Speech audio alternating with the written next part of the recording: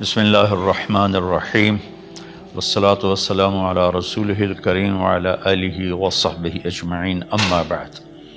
میرے محترم بھائیوں، بہنوں، بچوں، بچیوں، عزیزوں، جاننے والے، نہ جاننے والے، السلام علیکم ورحمۃ اللہ وبرکاتہ۔ کچھ دنوں سے میں قرآن سے اللہ کی پسندیدہ ہستیاں کون ہیں، کہ اللہ کس کو پسند کرتا ہے، ولی دوست کو کہتے ہیں۔ تو اللہ کا دوست کون ہے؟ وہ یہ کوئی وراثتی چیز نہیں ہے کہ ایک بڑے اولیاء اللہ تھے تو اب ان کا بیٹا بھی انہی جیسا ہوگا۔ ہمارے یہاں وراثت چلتی ہے کہ بڑے بزرگ کا بیٹا بھی بزرگ بن جاتا ہے، چاہے وہ کلین شیو ہو، وہ لوگ اس کے پاؤں چوم رہے ہوتے ہیں، جہالت ہے۔ تو آج میں تھوڑا سا سورہ بنی اسرائیل ہے، اس میں بھی سارے اخلاق بیان ہوئے۔ میرے بھائی بہنوں، ایمان لانے کے بعد انسان بنتا ہے، اور اس کے بعد اس کی قیمت، اس کا بڑا پن، اس کی وجاہت، اس کی شرافت، وہ پیسوں سے نہیں ہوتی۔ پیسوں سے انسان مالدار تو ہو جاتا ہے، بڑا نہیں بنتا، بڑا نہیں بنتا۔ ہمارا علم غلط ہو گیا۔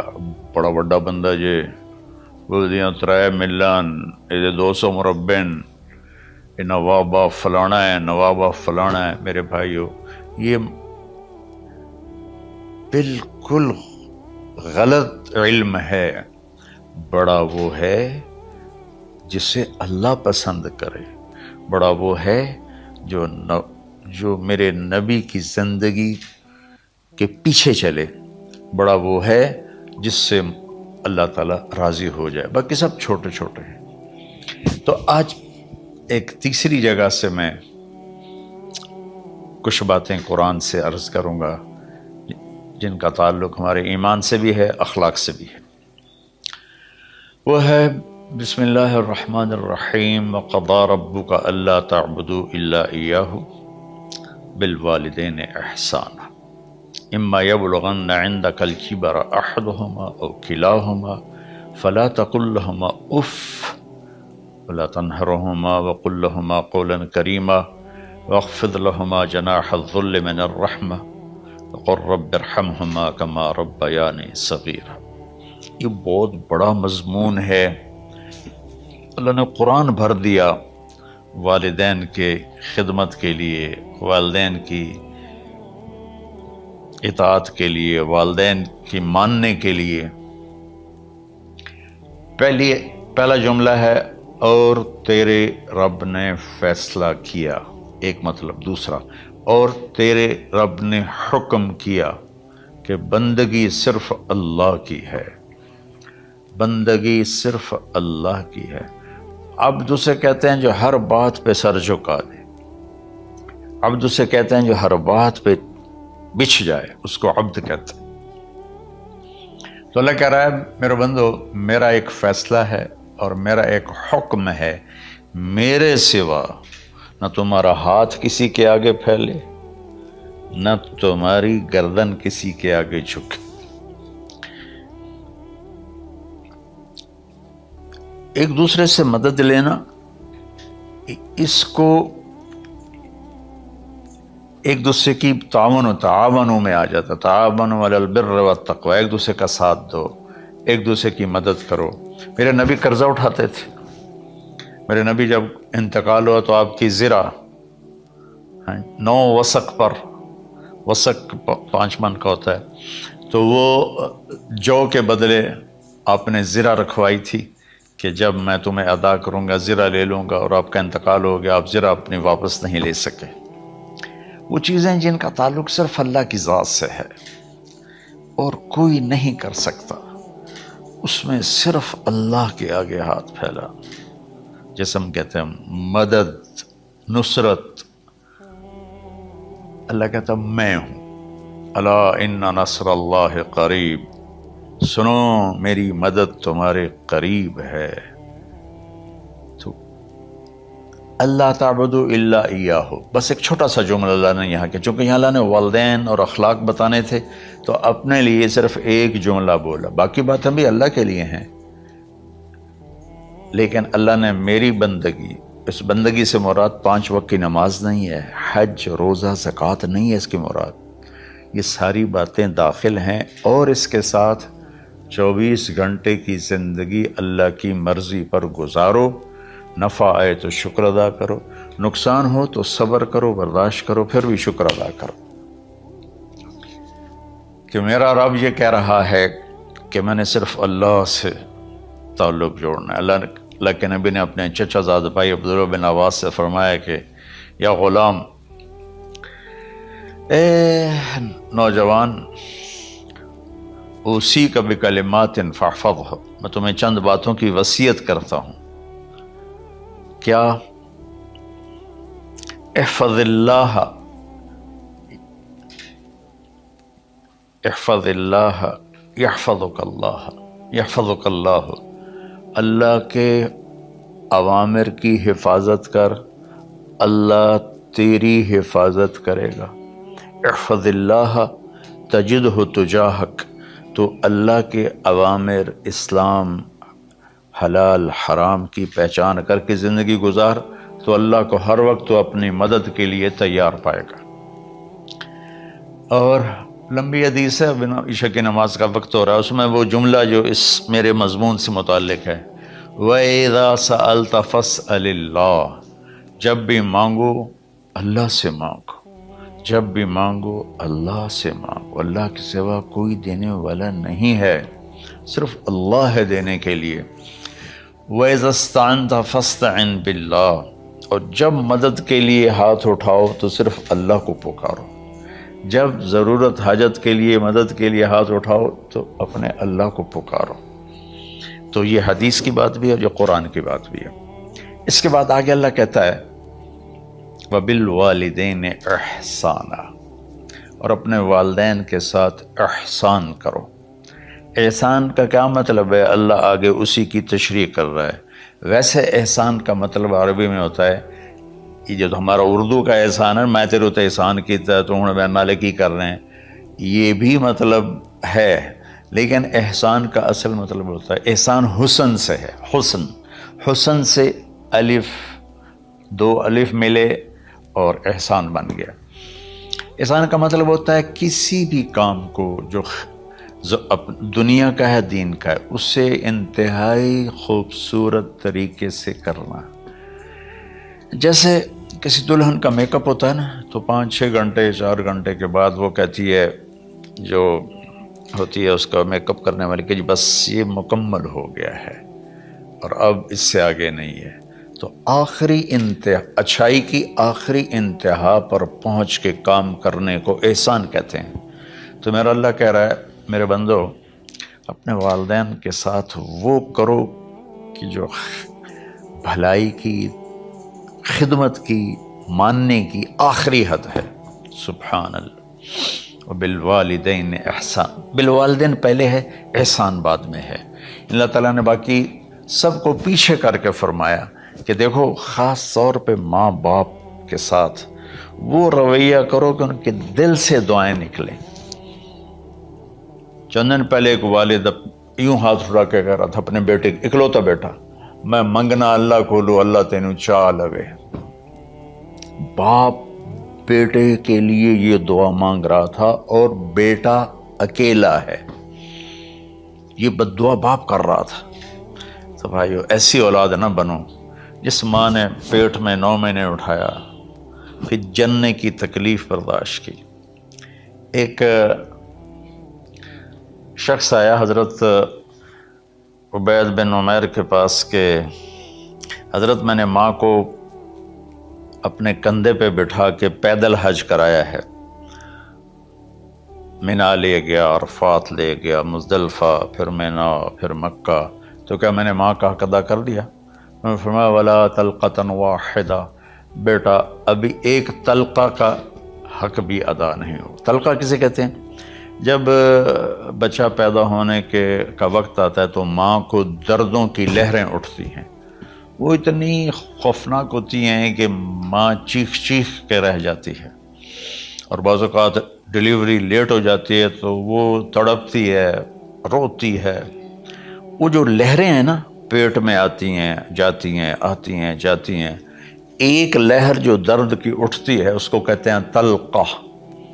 میں قربان جاؤں، انہوں نے فرمایا بیٹا ابھی تیری ماں نے جو تجھے جنا تھا اس وقت جو تجھے درد، وہ تیری ماں نے درد کی لہریں برداشت کی تھیں، اس میں سے ایک لہر کا بھی حق ادا نہیں ہوا، یعنی کہ حق ادا ہو ہی نہیں سکتا۔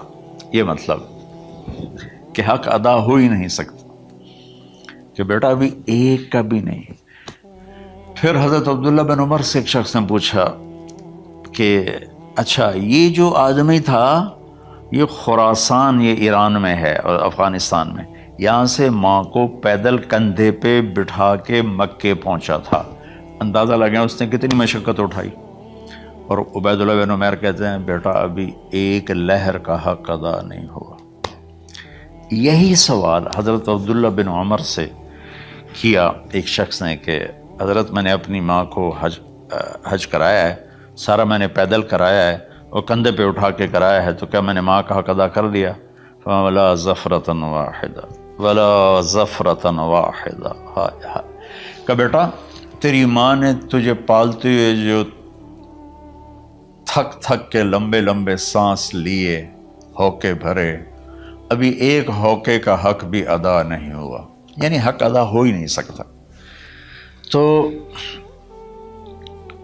احسان کے آگے تشریح آ رہی ہے۔ تو آج میں صرف اتنی بات کروں گا کہ میرے بھائیوں، میری بہنوں، میرے بچوں، میری بچیوں، اللہ کے واسطے ماں باپ کو دکھ نہ دینا ورنہ اللہ بھی ناراض ہو جائے گا۔ چند دن پہلے ایک بچہ بچی میرے پاس آئے، دونوں میڈیکل اسٹوڈنٹ تھے، کہ ہم شادی کرنا چاہتے ہیں۔ تو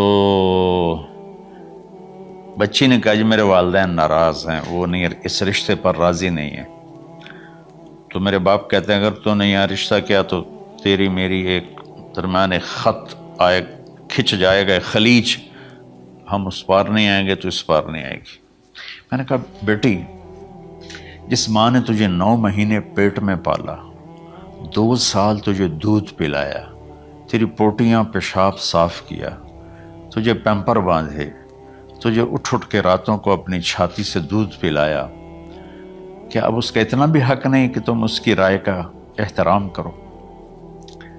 اتنا بھی حق نہیں ہے؟ تو میں نے کہا بیٹا میری کوئی رائے نہیں ہے، تو اگر تیرے ماں باپ راضی ہیں تو بسم اللہ ضرور کر، اگر راضی نہیں ہے تو دیکھو موت تک تجھے ماں باپ کی دعا نہیں ملے گی، اور ماں باپ کی دعا نہ ملی تو کچھ بھی نہیں ملے گا۔ تو بھائیو دوستو، خاص طور پر آج کے کالج کے نوجوان بچے بچیاں یہ ماں باپ کے ساتھ بہت بدتمیزی کرتے ہیں، چونکہ اس میں والدین کا پہلا قصور ہے کہ انہوں نے ان کو دین نہیں سکھایا۔ بچپن میں انگلش میڈیم سکول، پھر او لیول، پھر اے لیول، تو انہیں کیا پتہ ماں کون ہے باپ کون ہے۔ ایک پرانی بات ہے، ایک شخص اپنے بیٹے کو لے کر آیا کہ یہ میرا بچہ ہے اور یہ فلاں جگہ شادی کرنا چاہتا ہے اور ہم میں سے کسی کی رائے نہیں ہے اور یہ مانتا نہیں ہے، اور اس کے ساتھ اس نے نا دھاڑے مار کے رونا شروع کیا۔ تو میں نے بچے کو دیکھا تو یوں کر کے بیٹھا تھا، اس کا باپ رو رہا ہے، ہچ کیوں تو ایسے بیٹھا ہو۔ تو مجھے اچانک خیال آیا، میں نے کہا شیخ صاحب اس کو کہاں پڑھایا تھا؟ کہا جی امریکن اسکول۔ میں نے کہا اس کے بعد آسٹریلیا بھیجا تھا مزید تعلیم کے لیے۔ ان کے شیخ صاحب اس بچے کا کوئی قصور نہیں، آپ کا قصور ہے، اس کو تو پتہ ہی نہیں میری ماں کیا ہے میرا باپ کیا ہے۔ ایک ہماری تہذیب تھی وہ ختم ہو گئی ہے، اس میں علم نہیں بھی تھا تو ماں باپ کا۔ میں نے اپنی آنکھوں سے دیکھا، میں نے اپنے دادا کو دیکھا لیکن مجھے یاد نہیں، لیکن جو میرے دادا کے چھوٹے بھائی تھے ان کو میں سنبھلتا ہوں، ان کو میں نے دیکھا ہے، 3ری 4تھی جماعت تک میں تھا، 61 میں ان کا انتقال ہوا، میری 9 سال عمر تھی، تو 8 سال۔ ان کے بیٹے جوان تھے، اور ڈیرے میں جب وہ بیٹھتے تھے تو ان کے بچے ان کے سامنے نہیں بیٹھتے تھے، ان کی پیٹھ کے پیچھے بیٹھتے تھے۔ اتنا ادب تھا، حالانکہ چاروں کے چاروں دین نہیں جانتے تھے، تہذیب تھی، ثقافت تھی، جو آج کی تہذیب نے ہم سے سب کچھ چھین لیا۔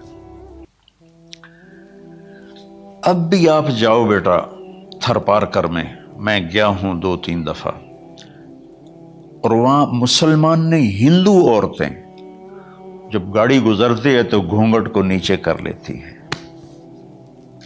اپنا چہرے کو فوراً چھپا لیتے ہیں۔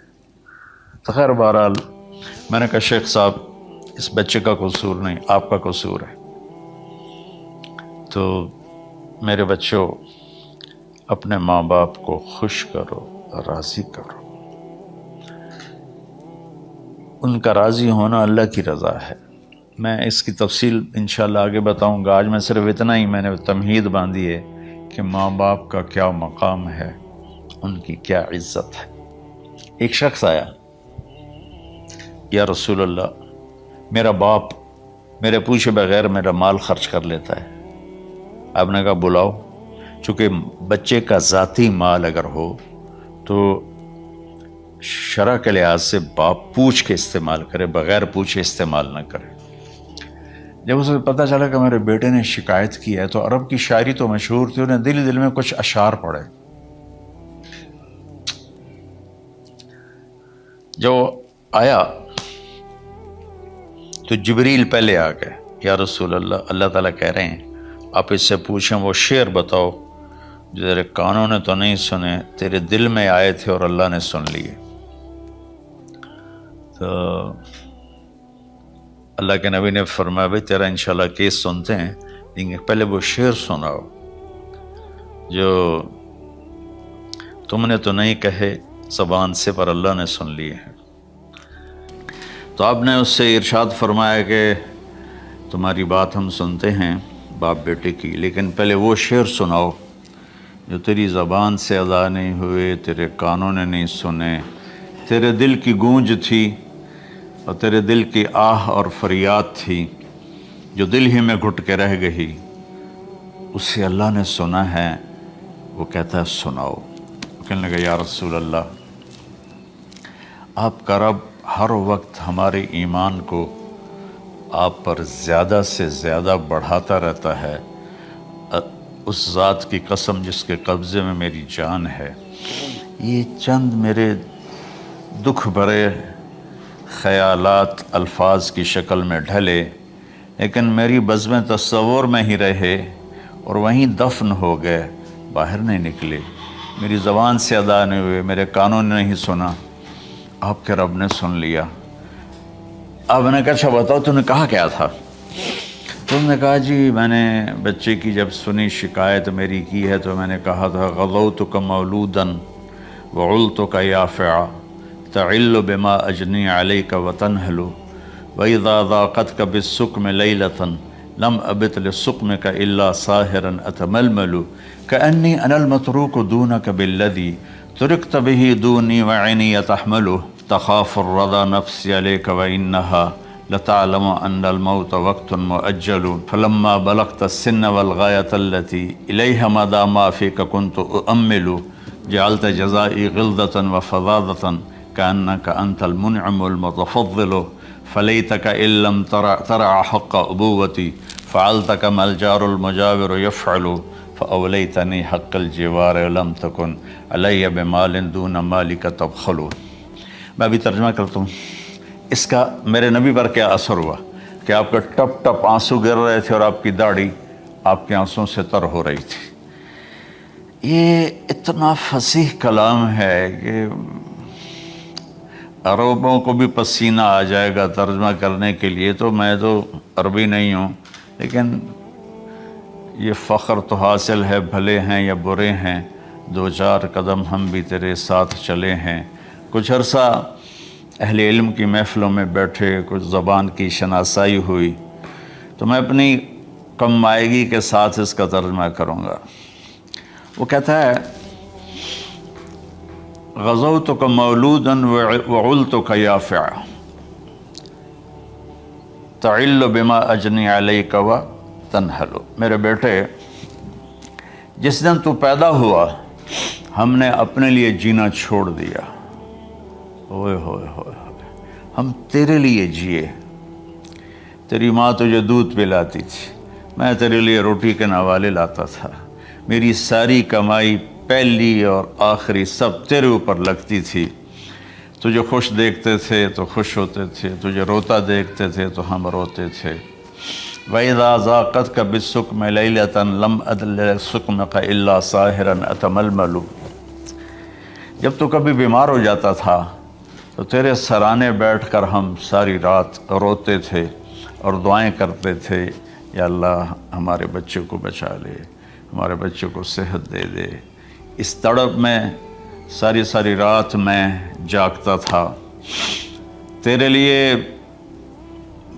میں نے اپنا سب کچھ لگا دیا، اپنے لیے جینا چھوڑ دیا، اپنی خواہشات کو دبایا، تیری ہر خواہش کو پورا کیا، تجھے مسکرانے کے لیے، تجھے ہنسانے کے لیے میں دھکے دھوڑے کھاتا رہا، کبھی گرمی لو کی جھلسا دینے والی ریت اور کبھی سردی کے سرد ہوا کے تھپیڑے، لیکن میں ان دونوں سے گزرتا ہوا تجھے پالنے کی خاطر اپنے آپ کو کھپاتا رہا۔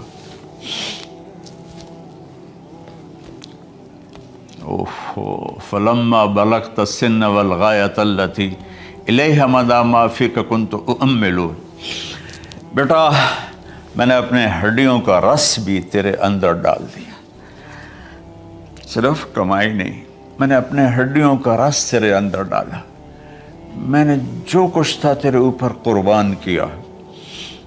تجھے مسکراتا دیکھ کر میں اپنے غم بھولتا تھا، تجھے ہنستا دیکھ کر مجھے دکھ بھول جاتے تھے، اور پھر آہستہ آہستہ آہستہ میری ہڈیوں کا گودا، میری کمائی تیرے اندر گئی، اور تو ایک خوبصورت درخت کی طرح بڑھتا چلا گیا، بڑھتا چلا گیا، بڑھتا چلا گیا، بڑھتا چلا گیا، اور میری بڑھاپے نے کمر جھکا دی اور میں جھکتا چلا گیا، جھکتا چلا گیا۔ میرا خیال تھا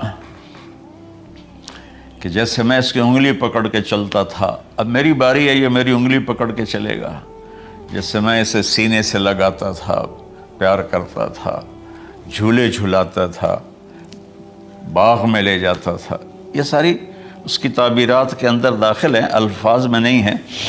تو مجھے خیال آتا تھا جب میں بوڑھا ہو جاؤں گا نا تو میرا بیٹا بھی مجھے ایسے ہی لے کے پھرے گا، میرا بیٹا بھی میری سنے گا۔ یہ 100 دفعہ پوچھتا تھا یہ کیا ہے، اور میں ہر دفعہ جواب دیتا تھا یہ ہے۔ تو اب میں بوڑھاپے میں اس سے بات کروں گا، یہ میری بات سنے گا، میں اس کو نوالے کھلاتا تھا، یہ مجھے روٹی کھلائے گا، میں اس کا انگلی پکڑ کے چلتا تھا، یہ میرا ہاتھ پکڑ کے چلے گا۔ میری کمر بڑھاپے نے جھکا دی اور میں ایک خشک پیڑ کی طرح ہو گیا، اور جوانی نے تیری کمر کو سیدھا کیا اور تو ایک تر و تازہ درخت بن گیا۔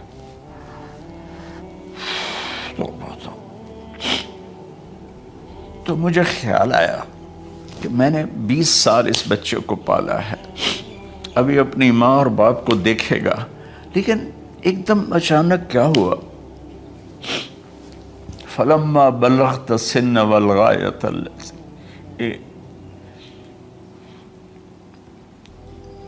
الیہا مدی ما فیک کنت اؤمل، جب تو اس عمر کو پہنچا جس میں ہماری امیدیں تیرے ساتھ لگ گئیں، ہمیں بڑھاپے نے بے آسرا کر دیا اور تیری جوانی نے تجھے ہمت دے دی، تب ہمارا خیال آیا کہ اب یہ ہمارے ساتھ وہی کرے گا جو ہم نے اس کے ساتھ کیا۔ لیکن کیا ہوا، جعلت جزائی غلظۃ وفظاظۃ کأنک انت المنعم المتفضل،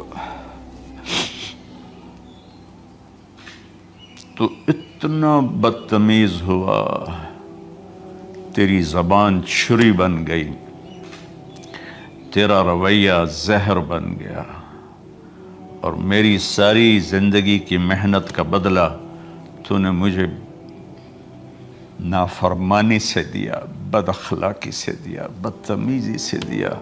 میں حیرت بھری نظروں سے تجھے دیکھتا رہا اور میں اپنی پچھلی 20 سالہ زندگی کو جھٹلاتا رہا کہ میرے خیال میں اس کا نوکر ہوں اور یہ میرا مالک، میں اس کا باپ نہیں، میں اس کا نوکر ہوں، کیونکہ ماں باپ کے ساتھ ایسا کوئی نہیں کرتا ہے، یہ میرا مالک ہے اور میں اس کا نوکر ہوں، اس لیے مجھے ڈانٹ رہا ہے۔ کتنے بچوں کو میں نے یہ کہتے سنا اپنے باپ کو، تو میرے واسطے آج تک کیتا کی ہے، تو میرے واسطے آج تک بنایا کی ہے۔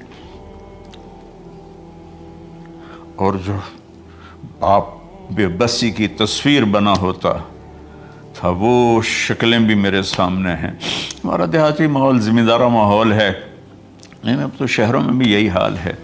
جس نے وہ لیول اے لیول کیا ہے اسے کیا پتا ماں کسے کہتے ہیں، باپ کسے کہتے ہیں۔ تو میں نے اپنی آنکھوں سے باپ کی بے بسی اور بیٹے کا غرانہ ایک دفعہ نہیں کتنی دفعہ دیکھا۔ تو میرے واسطے آج تک ہی کیتا ہے، تو میرے واسطے آج تک ہی بنایا ہے۔ وہ کہتا ہے اچھا میرا بچہ جداں جوان ہو سو آپ پہ سمجھ جسو۔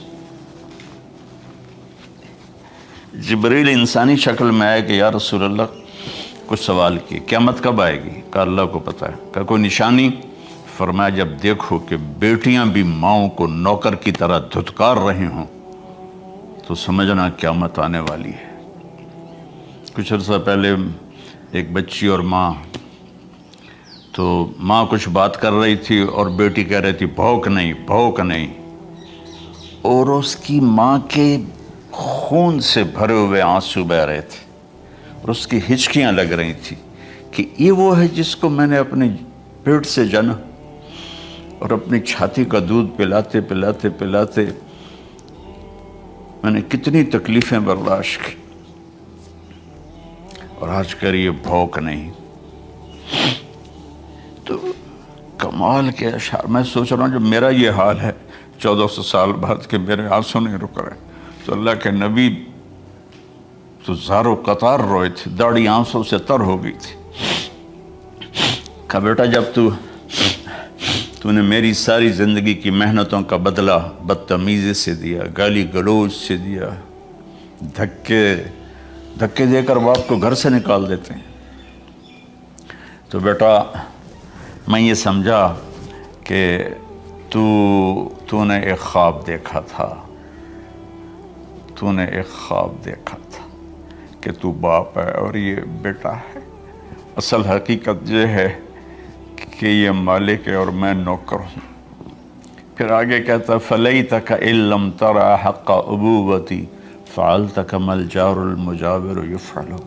اچھا چلو بیٹا تو نے مجھے باپ تو نہ سمجھا، چلو ایک پڑوسی سمجھ لو۔ عرب میں پڑوسی کا بہت خیال کیا جاتا تھا، اور یہ عرب کی شان تھی کہ اپنے پڑوسی کو وہ عزت دیتے تھے جو اپنے گھر میں ایک دوسرے کو عزت دیتے تھے۔ تو اس نے پھر اس کی طرف اشارہ کیا کہ اگر میں تیرا باپ نہیں ہوں، تیرے رویوں کو دیکھ کر تو یہی لگتا ہے کہ میں تیرا نوکر ہوں، تو میرا مالک ہے، تو چلو اتنا تو کر دے جتنا ایک پڑوسی کے ساتھ کرتا ہے۔ فَأَوْلَيْتَنِي حَقَّ الْجِوَارِ وَلَمْ تَكُنْ عَلَيَّ مِمَالٍ دُونَ مَالِكَ تَبْخَلُ۔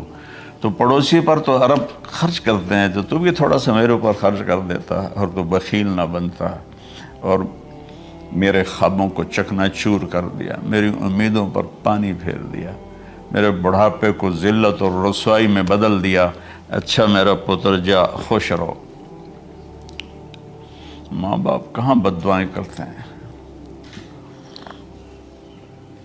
تو میرے نبی کی آنکھوں سے آنسو، یہ ساری داڑھی تر ہو گئی، تو آپ نے اس کے بچے کو گریبان سے پکڑا اور جھٹکا دے کر دھکا دے کر دفع ہو جا، انت و مالک لابیک، تو اور تیرا سب کچھ تیرے باپ کا ہے۔ حضرت علی رضی اللہ تعالیٰ عنہ سے کسی نے پوچھا کہ آپ کے بیٹے حسن کیسے بیٹے ہیں؟ کہا حسن میرا وہ بیٹا ہے کہ جب میں چلتا ہوں تو میرے آگے نہیں چلتا، میرے پیچھے چلتا ہے۔ جب کہیں بیٹھنے کا موقع آتا ہے تو یہ پہلے نہیں بیٹھتا، پہلے مجھے بٹھاتا ہے پھر خود بیٹھتا ہے۔ جب کھانے پر بیٹھتے ہیں تو یہ روٹی کی طرف ہاتھ نہیں بڑھاتا جب تک میں نہ بڑھاؤں، یہ سالن کی طرف ہاتھ نہیں بڑھاتا جب تک میں نہ بڑھاؤں۔ میں کمرے میں ہوں تو یہ چھت پہ نہیں چڑھتا کہ میرے باپ کی بے ادبی ہو جائے گی۔ میں حالانکہ چھت پہ چڑھنا ضرورت کے لیے ہوتا ہے، لیکن قربان جائیں اہل بیت کے ایسے ہی اخلاق ہوتے ہیں، آل رسول ایسے ہی ہوتے ہیں۔ میرے عزیزوں نوجوانوں سے کہہ رہا ہوں جن کے والدین زندہ ہیں، ہم تو محروم ہو گئے، وہ قبروں میں چلے گئے، لیکن میں اتنا مصروف رہتا ہوں۔ اب یہ کرونا کی وجہ سے گھر میں بیٹھے ہوئے ہیں، یعنی میری زندگی ایسے پہیے کی طرح گھومی ہے، اور پھر دل کی تکلیف، پھر اس کے ساتھ سر کا درد شدید۔ اس کے باوجود میں روزانہ 10 نفل اپنے باپ کے لیے پڑھتا ہوں، 10 نفل اپنی ماں کے لیے پڑھتا ہوں، اور 4 نفل اپنی خالہ کے لیے پڑھتا ہوں، کہ ساری زندگی سجدوں میں سر رکھ کے اس کا ثواب ماں باپ کو پہنچاؤں، تو ماں باپ کا حق ادا نہیں ہو سکتا۔